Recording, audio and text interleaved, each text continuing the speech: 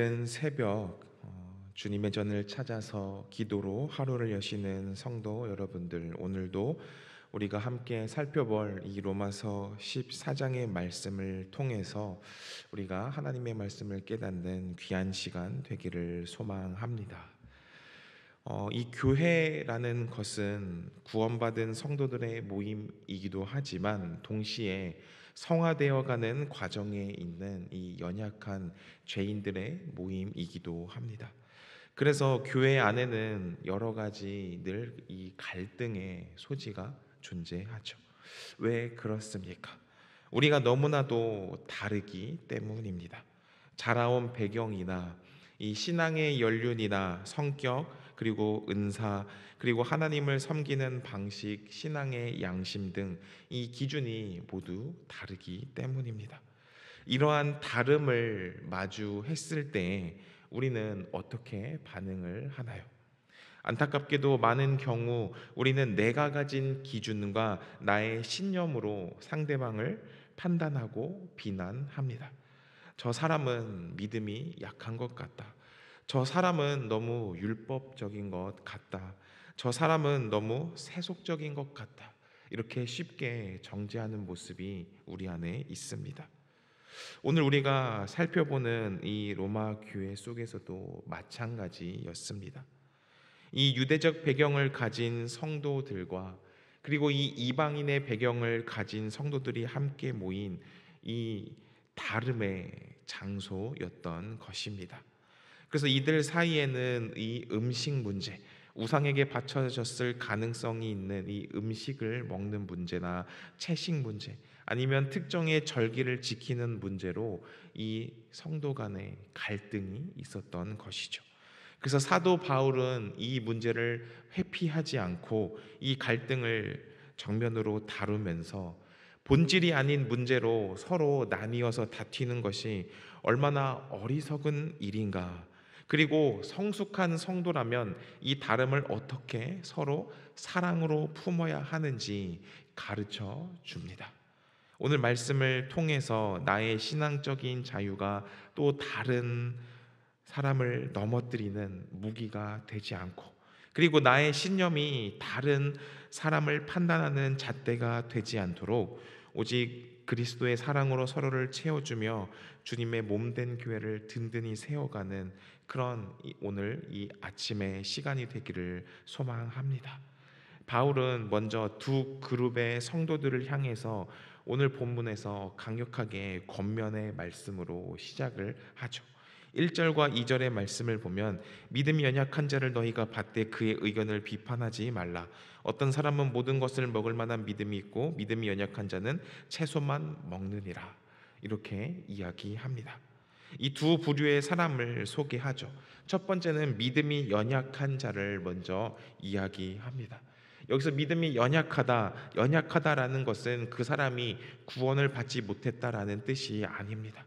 신앙의 양심이 민감하고 그리고 여려서 이 구약의 음식 규례나 전통에서 아직 완전히 자유로워지지 못한 사람을 이야기하는 것입니다. 이들은 혹시라도 우상에게 바쳐진 고기를 자신이 먹게 될까봐 두려워서 아예 고기를 피하고 채소만 먹는 길을 선택한 것이죠. 그리고 두 번째로는 모든 것을 다 먹을 만한 믿음이 있는 자, 즉 강한 사람을 이야기하는데요. 이들은 그리스도 안에서 모든 음식이 깨끗하고 그리고 우상은 헛것임으로 이 시장에서 파는 고기를 먹어도 내 신앙에 아무런 문제가 되지 않는다라고 이 자유함을 가진 성도들을 이야기합니다. 이 두 그룹의 사이에는 어떠한 문제가 있었습니까? 3절의 말씀을 보면 먹는 자는 먹지 못하는 자를 업신여기지 말고 먹지 못하는 자는 먹는 자를 비판하지 말라. 이는 하나님이 그를 받으셨음이라 기록합니다. 이 갈등의 핵심은 바로 태도이었던 것입니다. 믿음이 강한 자는 이 연약한 자를 업신 여겼습니다. 아직도 그런 것에 너는 매여 있느냐? 참 답답하다. 너의 믿음이 어려서 그렇다. 이렇게 무시했던 것이죠. 그리고 반대로 믿음이 연약한 자는 강한 자를 또 비판합니다. 어떻게 거룩한 성도가 저렇게 세속적으로 율법을 무시하고 그렇게 살아갈 수 있느냐라고 정죄했던 것입니다. 어찌 보면 이것이 오늘날 우리 한국 교회 안의 모습이지 않은가 생각을 해보게 됩니다. 나의 자유함으로 다른 성도들을 업신여기고 나의 경건함으로 다른 성도들을 판단합니다. 이에 대해서 바울은 오늘 단호하게 이야기하죠. 비판하지 말아라. 업신여기지 말아라. 왜 그렇습니까? 이는 하나님이 그를 받으셨다. 이렇게 이야기합니다. 내가 보기에는 저 사람이 연약해 보여도, 내가 보기에는 저 사람이 마치 굉장히 세속적인 것처럼 보여도 교회 안에 이 성도들은 하나님이 다 그를 받으셨다. 이렇게 이야기하고 있는 것입니다. 하나님이 받으신 자녀들, 우리가 어찌 판단하고 업신 여길 수 있겠습니까? 4절의 말씀을 보면 남의 하인을 비판하는 너는 누구냐? 그가 서 있는 것이나 넘어지는 것이 자기 주인에게 있음에 그가 세움을 받으리니 이는 그를 세우시는 권능이 주께 있다. 이렇게 이야기합니다. 바울은 즉 우리가 스스로 주제 파악을 해야 한다라고 이야기하는 것이죠. 우리는 어느 누구의 주인이 아니라 하나님 안에 그 아래에 있는 그저 똑같은 종일 뿐인 것입니다. 그렇기 때문에 내 옆에 성도, 곧 내 옆에 있는 모든 사람들이 다 하나님의 종인 것이죠. 종을 판단하고 세우고 넘어뜨리는 권한은 같은 종들에게 있는 것이 아니라 오직 주인에게 있다는 것입니다. 우리의 주인 되신 하나님께서 그가 세움을 받으리니 라고 선포하십니다. 하나님이 그 사람을 세우시겠다는데 우리가 어떻게 그를 판단하고 넘어뜨릴 수가 있겠습니까? 오늘 이 말씀을 묵상하면서 오늘 이 예배 자리에 나온 성도 여러분들, 오늘 하루 내 마음속에 혹시라도 이런 업신여기고 판단하는 마음이 존재했다면 그 마음을 멈추고 하나님이 받으셨다, 하나님이 세우신다라는 이 음성을 듣고 서로를 받아주는 그런 하루가 되시기를 소망합니다. 바울은 이 음식 문제에 이어서 두 번째 예시인 이 절기 문제로 또 계속해서 이야기를 이어갑니다. 5절 6절의 말씀을 보면 어떤 사람은 이날을 전날보다 낮게 여기고 어떤 사람은 모든 날을 같게 여기나니 각각 자기 마음으로 확정할지니라. 날일 중히 여기는 자도 주를 위하여 중히 여기고 먹는 자도 주를 위하여 먹으니 이는 하나님께 감사하며 먹지 않는 자도 주를 위하여 먹지 아니하며 하나님께 감사하느니라. 이 유대적 배경의 성도들은 안식일이나 이 유대적 절기들을 굉장히 중요하게 여겼습니다. 반면 이 이방인 배경에 있는 이 성도들은 그리스도 안에서 모든 날이 주님의 날이지 않느냐라고 갖게 여겼습니다. 이 문제에 대해서 바울은 이것이 맞고 저것이 틀렸다라고 판결하지 않습니다. 오히려 놀라운 원칙을 제시하는데요. 각각 자기 마음으로 확정할지니라 이렇게 이야기합니다. 즉 본질적이지 않는 비본질적인 문제에 있어서는 통일성이 아니라 각자의 양심의 확신이 중요하다, 이런 교훈을 주는 것이죠. 그런데 이 확신의 기준이 무엇입니까? 바로 6절 말씀을 보면 주를 위하여라고 이야기합니다.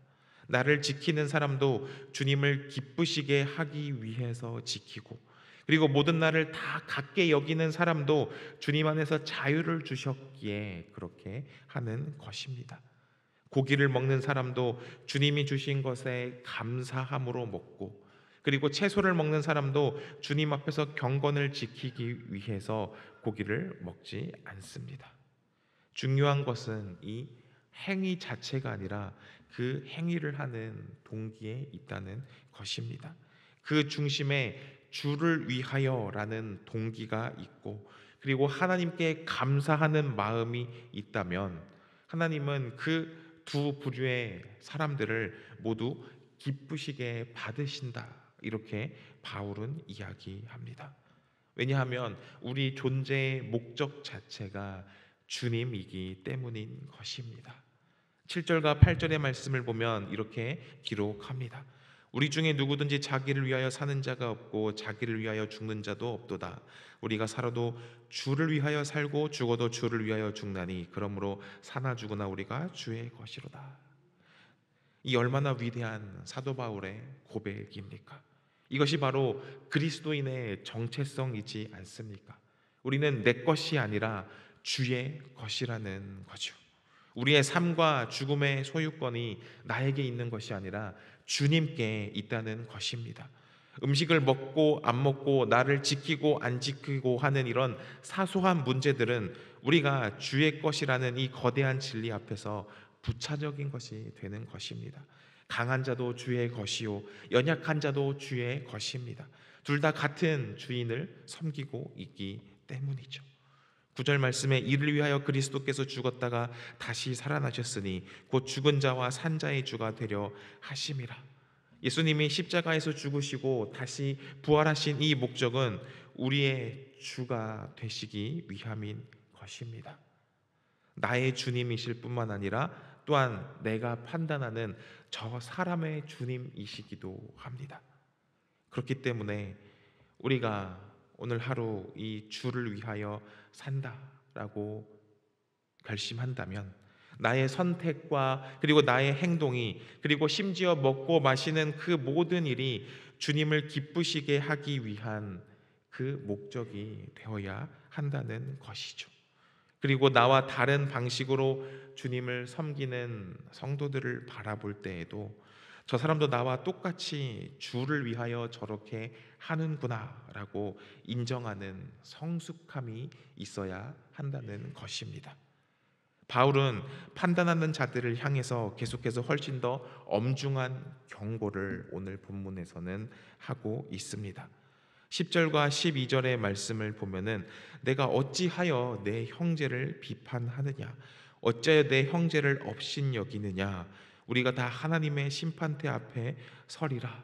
그리고 12절에도 말씀을 계속 보면 이러므로 우리가 각 사람이 자기 일을 하나님께 직고하리라 이렇게 이야기합니다. 우리가 형제를 비판하고 업신여기는 것은 사실 하나님의 이 심판대를 가로채는 월권 행위와도 같은 것이죠. 우리는 언젠가 모두 하나님의 심판대 앞에 서게 될 존재입니다. 그리고 그때 하나님은 우리에게 내 옆에 있던 그 형제는 왜 그런 식으로 신앙생활을 했느냐 이렇게 물으시지 않으십니다. 하나님은 너는 어떻게 살았느냐라고 자기 일을 물으신다는 것입니다. 그러므로 우리는 남을 판단할 시간이 없습니다. 하나님의 심판대 앞에서 내 자신을 어떻게 변호할지 고민하기에도 바쁜 인생이라는 것이죠. 그러므로 우리가 해야 할 유일한 판단은 무엇입니까? 13절의 말씀을 보면 그런즉 우리가 다시는 서로 비판하지 말고 도리어 부딪힐 것이나 거칠 것을 형제 앞에 두지 아니하도록 주의하라라는 이 바울의 이야기에 따라서 형제를 판단하는 것을 멈추고 오히려 내가 그 성도들에게 그 형제에게 걸림돌이 되지 않을까 그것을 판단해야 한다는 것이죠. 이것이 바로 성숙한 신앙인의 모습인 것입니다. 바울은 14절에서 계속해서 이어서 자신의 개인적인 심년, 즉 강한 자로서의 입장을 계속해서 이야기합니다. 내가 주 예수 안에서 알고 확신하노니 무엇이든지 스스로 속된 것이 없으되 다만 속되게 여기는 그 사람에게는 속되니라. 바울 자신은 모든 음식이 다 깨끗하다 이야기합니다. 그러나 그는 자기 확신을 또한 또 절대적인 원칙으로 내세우지는 않습니다.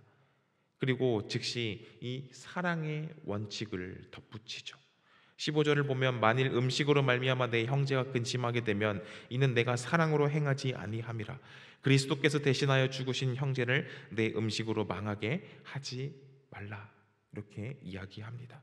어찌 보면 이 말씀이 로마서 14장의 핵심과도 같은 말씀입니다.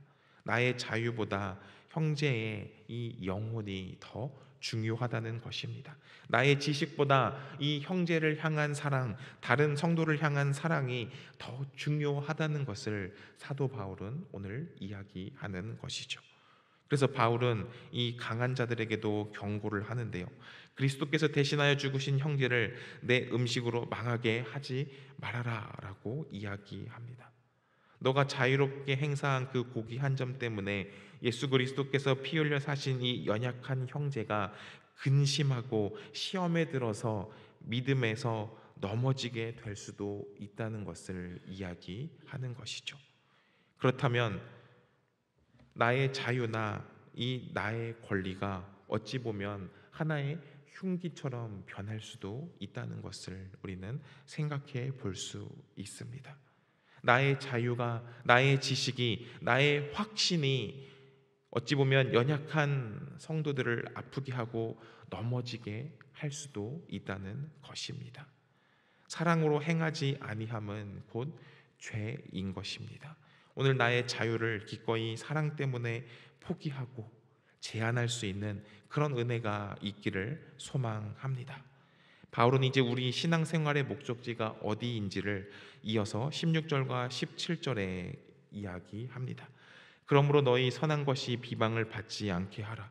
하나님의 나라는 먹는 것과 마시는 것이 아니요 오직 성령 안에 있는 의와 평강과 희락이라. 이 강한 자에게 자유는 선한 것입니다. 그러나 그 선한 것을 무분별하게 사용함으로써 세상 사람들로부터 예수 믿는 사람들은 사랑 없고 자기들끼리 싸운다라는 비방을 받게 해서는 안 되는 것입니다. 왜냐하면 하나님 나라는 이 먹고 마시는 것에, 이 비본질적인 것에 있지 않기 때문입니다. 이 교회는 뭐 맛집 동호회 아니죠. 하나님 나라는 오직 성령 안에 있는 의와 평강과 희락인 것입니다. 의는 하나님과의 올바른 관계를 이야기하고, 그리고 이 평강은 성도 간의 올바른 관계이며, 그리고 희락은 그 관계 속에서 성령님이 주시는 기쁨입니다. 우리의 열심은 이 먹는 문제가 아니라 하나님 나라의 본질인 의와 평강과 희락을 추구하는 데 있어야 하는 것입니다. 그래서 18절과 19절을 보면 이로써 그리스도를 섬기는 자는 하나님을 기쁘시게 하며 사람에게도 칭찬을 받느니라. 그러므로 우리가 화평의 일과 서로 덕을 세우는 일에 힘쓰나니라고 기록합니다. 우리의 목표는 내 자유를 누리는 것이 아니라 화평과 덕을 이루는 것이어야 합니다. 나의 행동이 공동체의 화평을 깨뜨려서는 안 되는 것입니다. 오히려 나의 말이 다른 형제의 믿음을 세워주는 그런 역할을 해야 한다는 것이죠.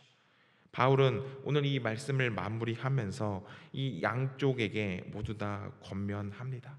강한 사람들에게는 내가 가진 자유와 믿음은 하나님 앞에서 스스로 가지고 있으라. 그것을 연약한 자 앞에서 과시하면서 하나님의 사업을 무너지게 하지 말아라 라고 권면합니다. 그리고 연약한 자들에게는 의심하면서 먹지 말아라.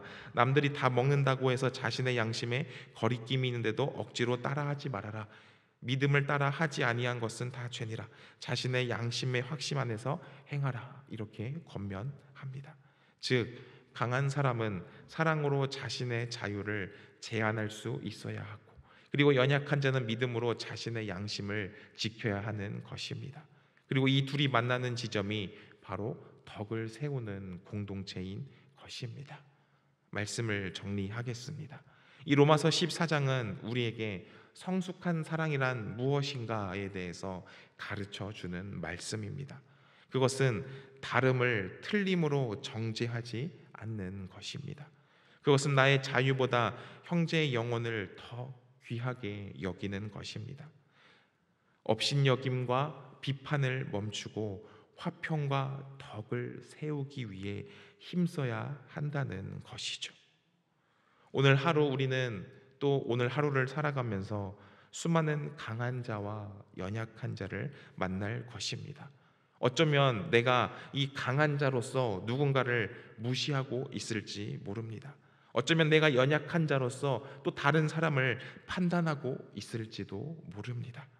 오늘 이 새벽에 주님께서 우리에게 주신 가장 큰 계명인 이 사랑을 회복하는 그런 시간 되기를 소망합니다. 나의 자유를 기꺼이 포기해서 형제를 얻을 수 있다면 그것이 바로 예수님이 걸어가신 십자가의 길이요, 사나 죽으나 우리가 주의 것임을 고백하는 자의 삶이 되는 것입니다. 하나님의 나라는 먹고 마시는 것이 아니고 오직 성령 안에 있는 의와 평강과 희락이라. 이 본질을 붙들고 오늘 하루 만나는 모든 사람들을 내가 판단하는 것이 아니라 하나님이 받으신 존귀한 귀한 존재로 여기며 사랑으로 세워주고 품어주는 그런 복된 하루 되시기를 소망합니다. 기도하겠습니다. 하나님 아버지, 오늘 이 시간 우리가 주님의 말씀을 묵상하며 나의 모습을 다시 한번 되돌아봅니다.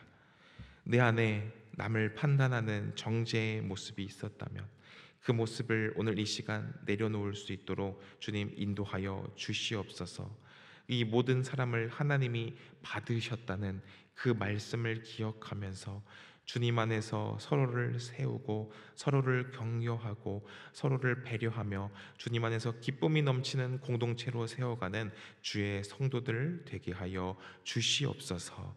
감사드리며 예수 그리스도 이름으로 기도합니다. 아멘.